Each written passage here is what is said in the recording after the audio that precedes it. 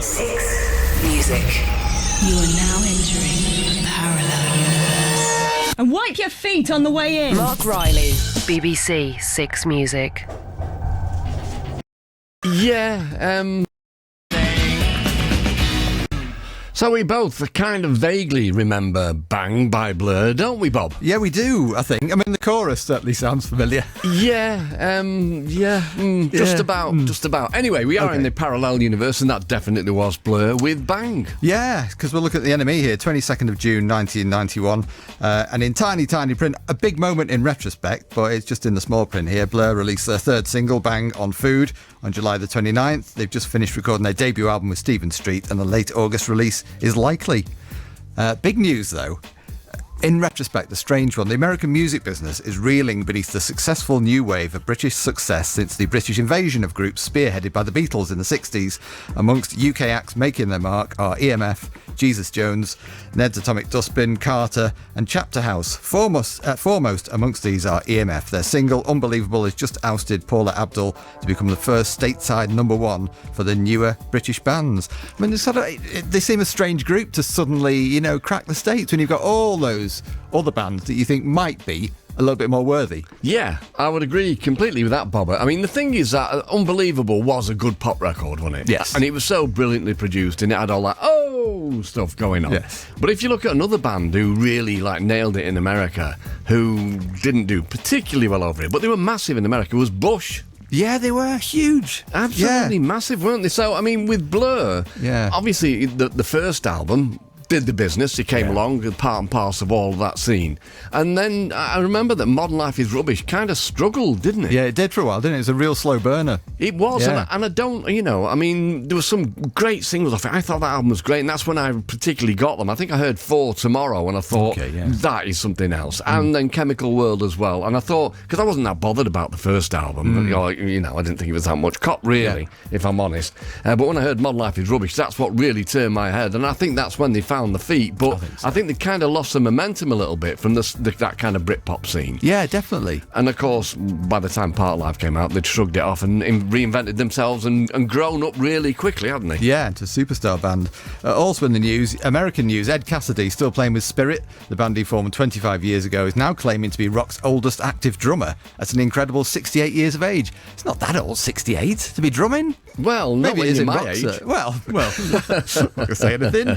Spirit flourished in the West Coast psychedelic scene, in case you didn't know. In the late 60s, released a string of albums. He carried on till he was in his early 80s, didn't he, Ed Cassidy? Did he really? He really was the oldest drummer then, for sure. Right. Also in the news, Sensitised, newly signed to Food, were said to be so bored waiting to record their debut single that they paid their road crew to clean up their revolting squat in London.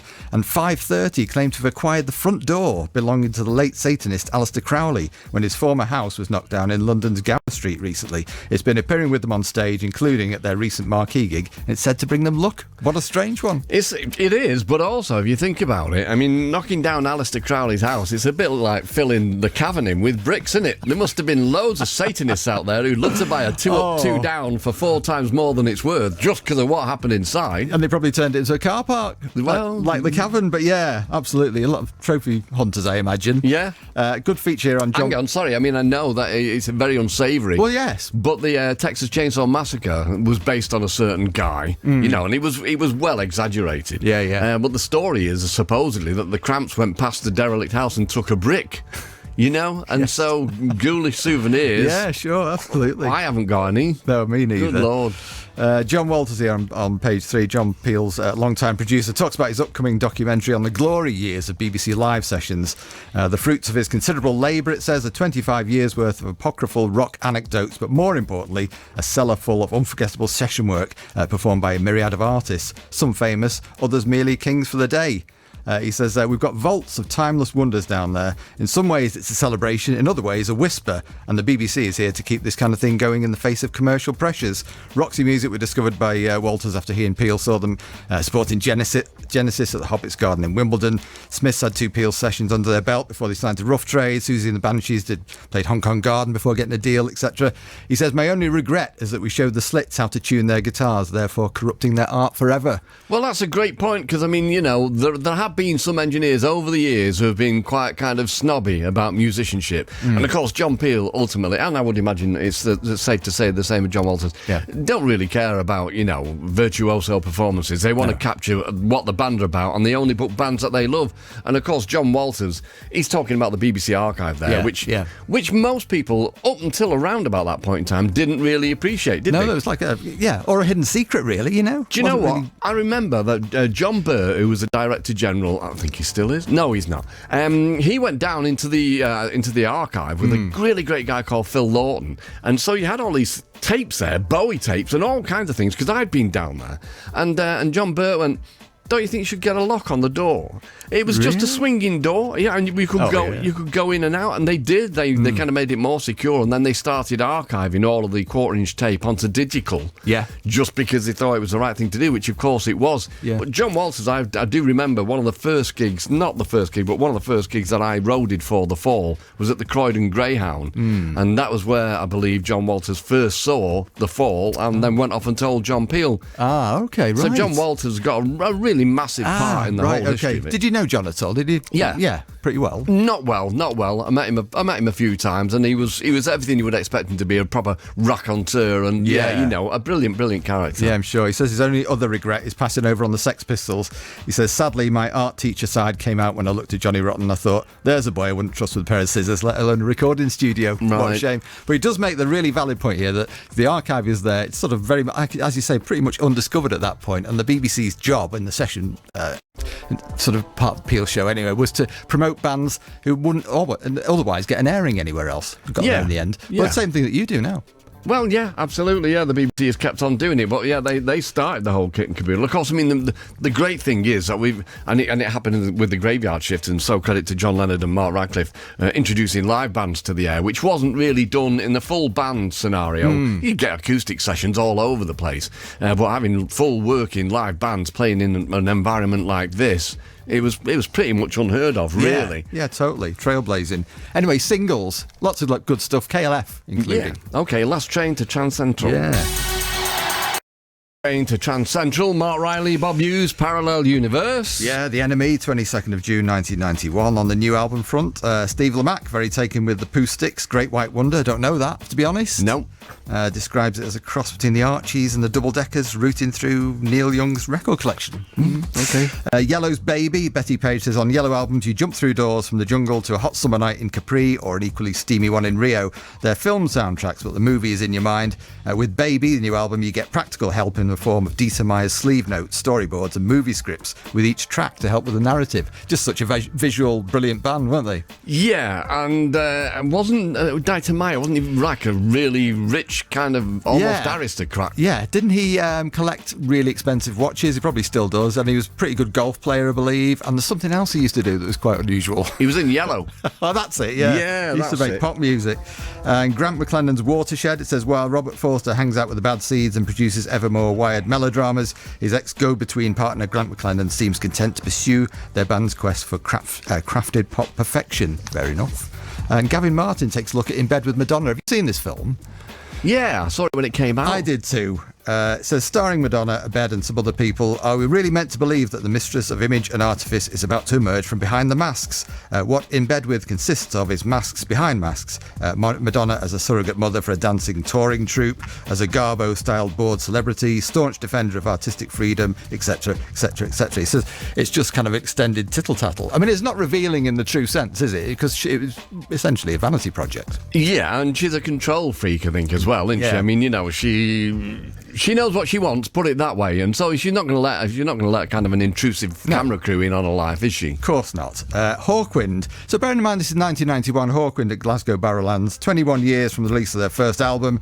Hawkwind are conclusive proof, if any more is needed, that music moves in very weird circles. Back in fashion, back in favour, 1991 is perhaps the best year for Hawkwind to capitalise on their huge back catalogue, and even better year to let out the bag some new stuff, citing bands like Levitation, Dr. Phibes, just loads of people. You know, and obviously the whole hippie thing, the whole Ladbroke Grove scene seemed to get in the way, and it still does of Hawkwind, doesn't it, as a band? Yeah, but I mean, it's funny because if you look at them, they're saying 21 years down the line, you think, nothing. Whoa, they're like you know, they are proper dinosaurs, brilliant, and kind of invented their own niche and all that kind of stuff. And now you look at the fact that they still came and played in here for us for about 3 years ago or whatever, and was as vital as ever, I would say. I remember it well. So Dave Brock, who was in on that session, wasn't he? The band's only constant member, guitarist and vocalist, looks exactly as you'd expect him to look. Long hair, leather crease face and 70s flares. The middle-aged cat that refused to grow up. Hawkwind are his baby. He sacked Lemmy from the band. He's seen tens of others come and go. Now eventually he's got together a band who could do justice to the legend. They just put out their best album for years, Palace Springs. I don't know that one, but I mean, like I say, they just keep coming back into fashion. Yeah. Anthrax and Chuck D.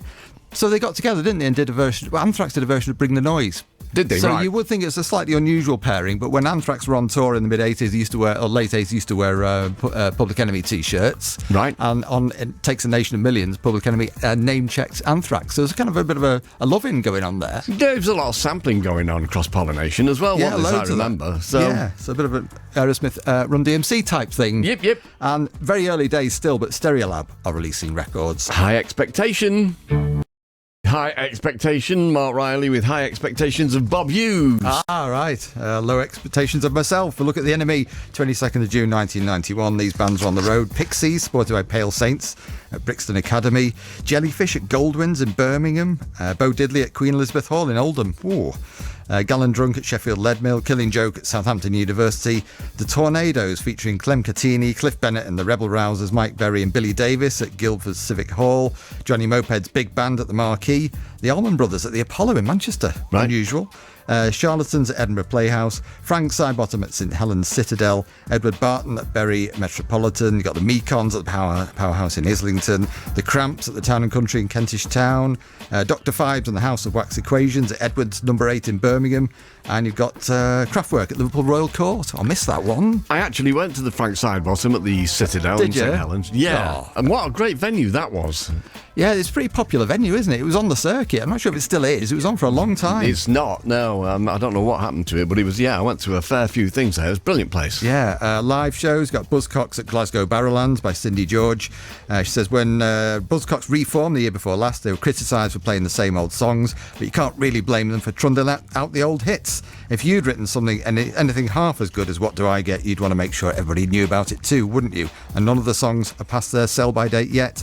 She finishes by saying that Pete Shelley and Steve Garvey are racing round, giggling round the stage. Steve Diggle's broken all his guitar strings by the end of the second song through sheer excitement. And Mike Joyce, meanwhile, is grinning like a fan who's just joined his favourite group. I forgot he was in Buzzcocks, but that was the dream, wasn't it, for Mike? That was the case, yeah. He joined his favourite group. Yeah. Another band making a comeback, well, not a band, it's Peter Perrett of Only Ones, who's on stage with the Heartthrobs. Weren't they signed to Intape? They were, yeah, they were. Okay. I didn't know that they worked together. Forgot about that. Yeah, at Camden Underworld, surprise guest Peter Perrett joining them for the encore. So tonight is the first time Peter Perrett, legendary lost singer with seminal Romantic Losers, The Only Ones, has crawled onto a stage for over a decade, and he's in great shape.